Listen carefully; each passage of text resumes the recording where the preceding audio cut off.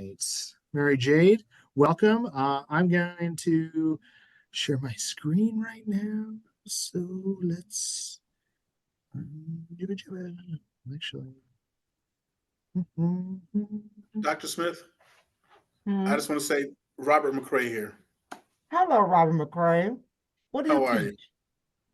I don't teach anything. Where you work? I'm sorry. Where you work?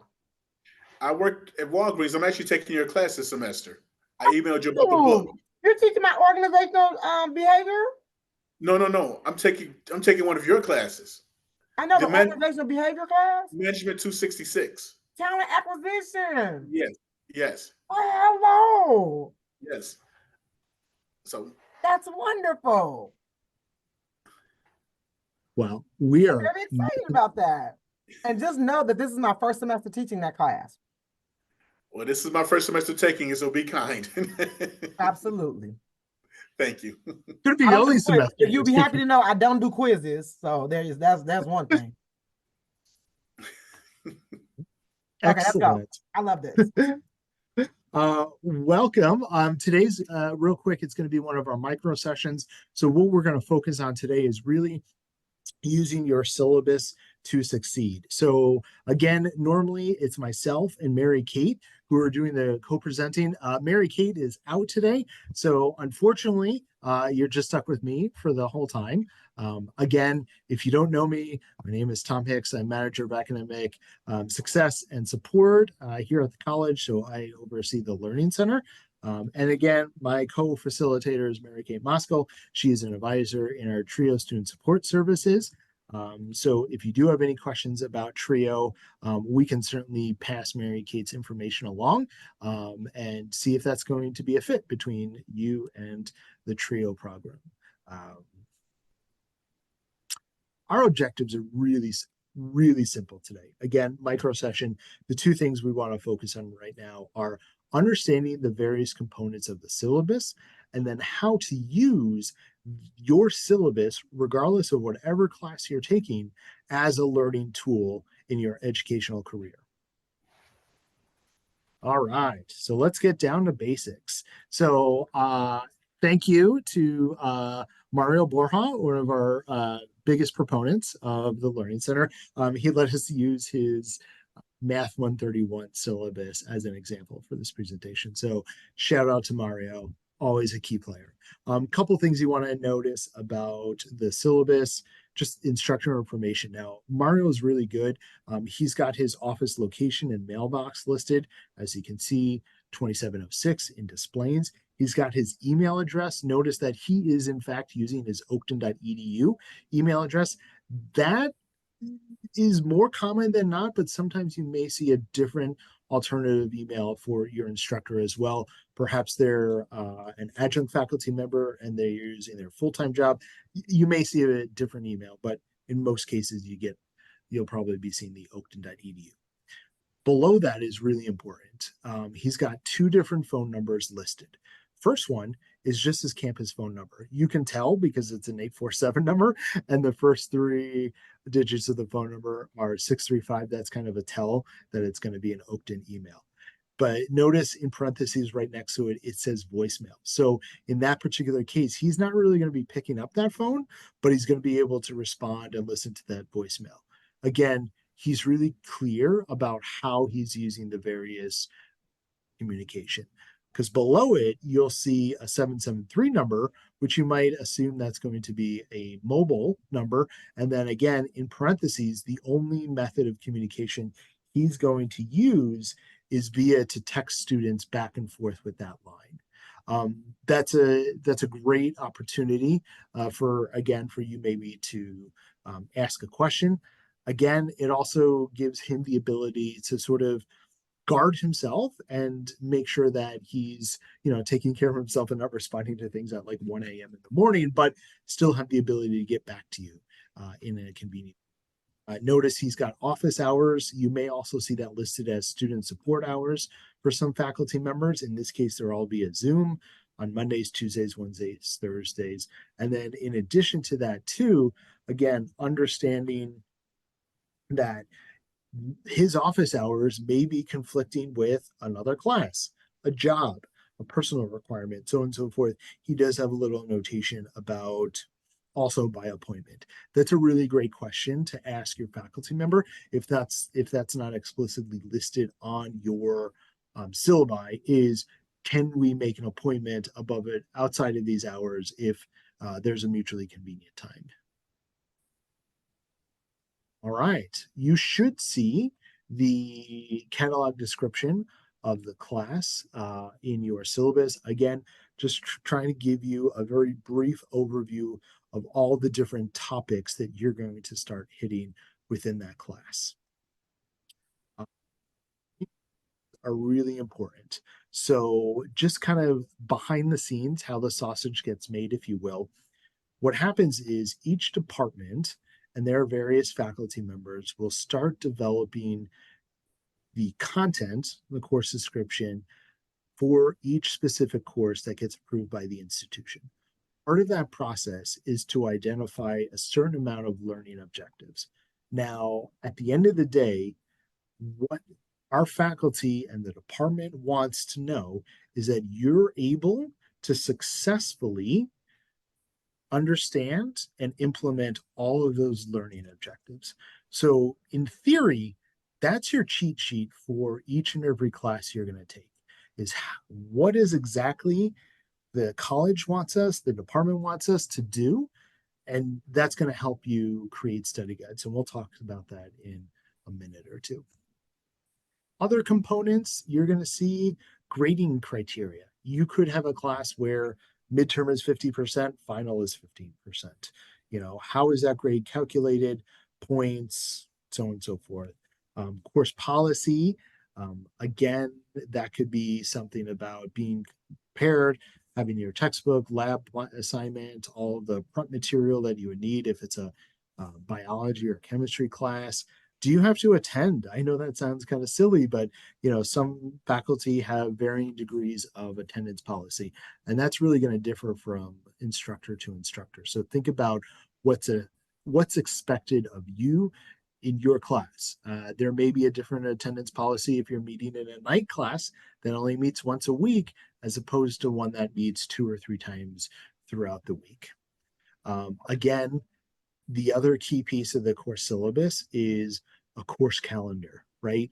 When and where are you expected to be? What assignments are needed to be at the onset of when you start that class? So if you're pen and paper kind of person, you could easily input all of the system. If you're more of an electronic person, go right ahead, put that into your G calendar. And then last but not least, what are some other areas of resources? Could be uh, the library, the code of conduct, how to get a hold of ADRC, which is our Access Disability and Resource Center. Hopefully, one of the projects that we're working on within the Learning Center is coming up with a syllabus statement. So we'll have that ready for the fall semester for faculty to put into their syllabus as well. Okay, so those are kind of the components. I know I ran through that really quickly, but let's flip it. So, most times people think about the syllabus as, okay, well, this is a contract or this is, what you can expect from the class. And that's true. But the other half of the piece of your syllabus is this is absolutely a critical learning tool that you're going to need in order to be successful in that class. And here's how we can do that. First things first, the syllabus has already outlined what materials are needed for you to be successful in the class. Maybe you're in a social problems class, and there may be several readings that are located in a book on reserve in the library. Perfect. So you know that throughout the course of your class, you're going to have to go to the library or engage with those materials in some way, shape, or form. Note to self, we'll be meeting with the library in 2 weeks to talk about how to access all those virtual resources. The Learning Center. You may be in an anatomy class, but the lab is closed. or tutoring isn't going on specifically in that lab, well, we've got all the skeletal systems. We have various muscle systems, the anatomic models in both of our campuses, where again, you can have the ability to engage with that material. It does say calculator there. If you do need a calculator, now you actually have to go back to the library to get that. We've sort of worked with, they're the masters of being able to like check in and check out material. So we let them use their expertise. So we gave them all of our calculators that students can loan out for the semester. Trio, in some situations, has computers and technology for folks to rent out. We also talked about in our last session about IT, the equipment request. You need a Chromebook, you need a hotspot. Again, check out IT. So think about that. Your syllabus is your shopping list. You know exactly what textbooks you need to get, what readings you may need to print out, whether it's from your D2L shell or some other methods, and then specifically what are those materials that you're going to need. Again, we want you to take the initiative, right? There are many faculty on this campus who are doing some really great outreach. Their goal is to have a short conversation with you within the first week or two, to know your name, to know potentially your area of interest, your hobbies. That doesn't have to be a one-way street. We can flip that around and start engaging with our faculty members and figuring out, go see them during office hours, maybe email them a follow-up question about something that went on during lecture or something that you read. Whatever the case may be, you can start that initiation process. Again, you should also, as you have your syllabus, probably write down the contact information or 1, 2, or 3 of the students in the class. What happens if you miss a day? Even if you don't miss a day, the areas of interest that you different from another person. I'll use apologize. I'll use Dr. Smith as an example, but we sit in the same meeting on Monday mornings, right? And something that I hear one way, Dr. Smith may be hearing a slightly different way. So it's important to sort of put those two different perspectives together. Again, start thinking about how can you create a group in each and every one of those classes so you can go over the materials yourself, so on and so forth. The idea or the science behind learning is really pushing us towards, the more we think about and talk about problems in a group, the better we are at understanding those. So, we totally support that. Again, you can find us for support for academic, whether it's tutoring, writing, so on and so forth. Right outside Dr. Smith's office right now on our Des Plaines campus is probably one of the most hidden gems on campus for students to actually sit down and do some work. There's a beautiful window. There's great tables that are modular, so you can kind of move them around a little bit. A great place to engage with work. So that's the Owl's Nest on the second floor of the enrollment center. Get organized. We talked about this last week with the digital backpack. Are you using the Google Calendar? Are you using a physical planner or calendar? Whatever you need to do, find that system and stick to it for the semester. The other piece of the puzzle too, as we just talked about creating that study group, is do you have an accountability partner? Could be somebody in your class. It could be a family member, somebody you're living with, or a close friend. Like, keep them abreast of what's going on in your class so you're always constantly thinking about the material and trying to engage with that. It is really important that earlier today there's a conversation on diversity, equity, and inclusion talk, and one of the key takeaways from that was we don't do things on campus in a vacuum, right? This is the environment we hope to create is one where we can have these conversations, but we don't just take what we learn here and keep it to ourselves and don't share it.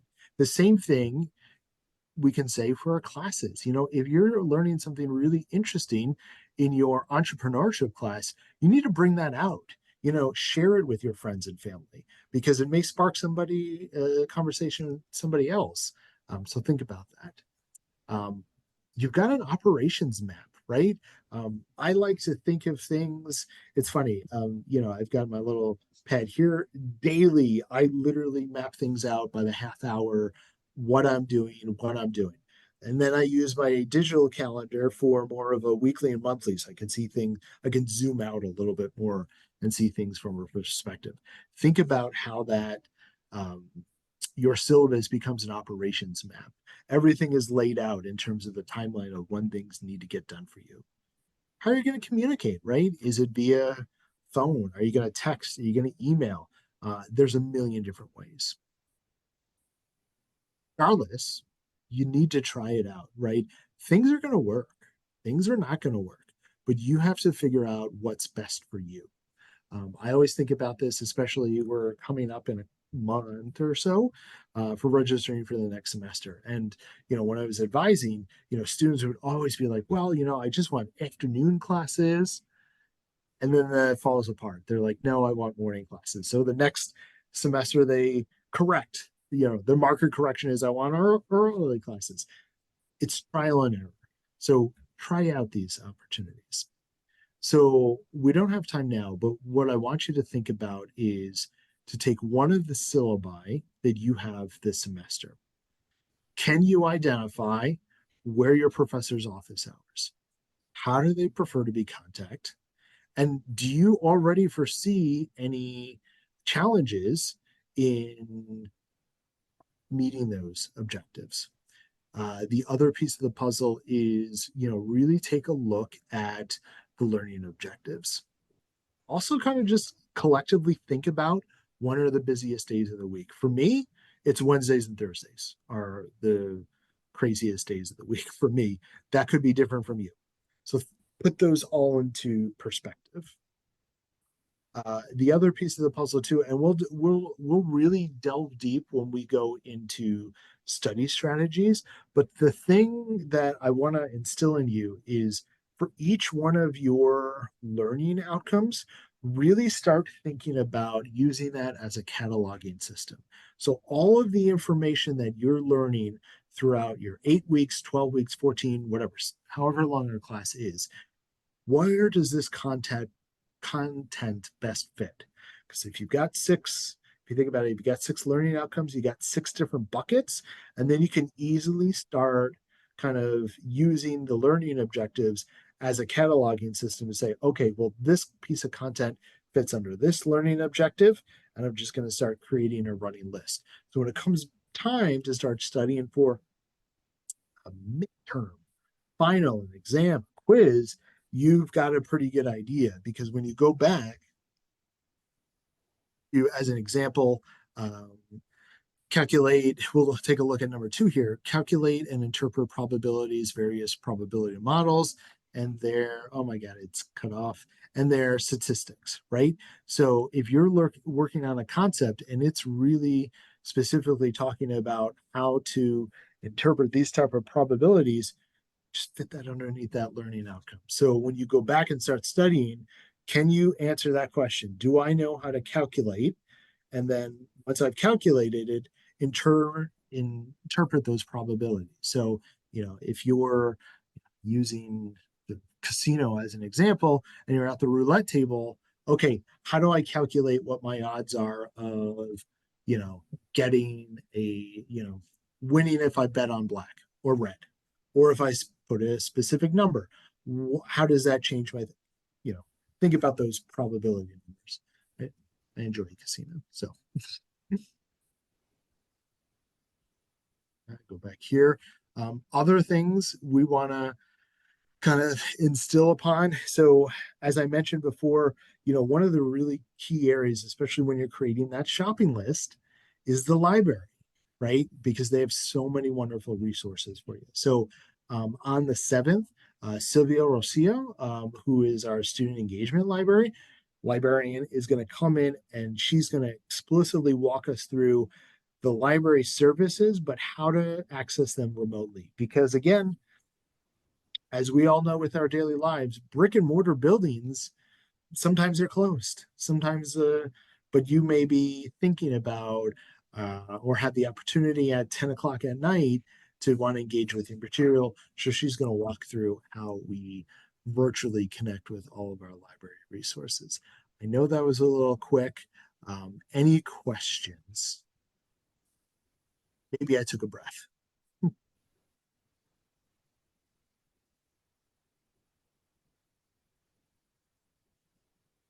Other than that, the semester getting off to a good start so far. Oh, yes, Monica, go right ahead. Yeah, I had a question. When did you say is the what is it? The library, the event library? Library. Yeah, it's going to Yeah. be February 7th from 3 to 4. So we'll be doing it virtually here. If you can't make it, or if you want to be in person, we'll be in 2410. And if that doesn't work, once I'm done with the recordings, I'll save them and then I'll post them onto our YouTube page, which I'll throw that into the chat. We have our first session already up on our YouTube page. So you can just bookmark that, like, subscribe, and rate. And then you can see all of our other ones I'll be adding to our playlist for academic success and beyond. Cool, cool, cool. Any other questions? I like it. Well, I'm going to stop the record. Thank you.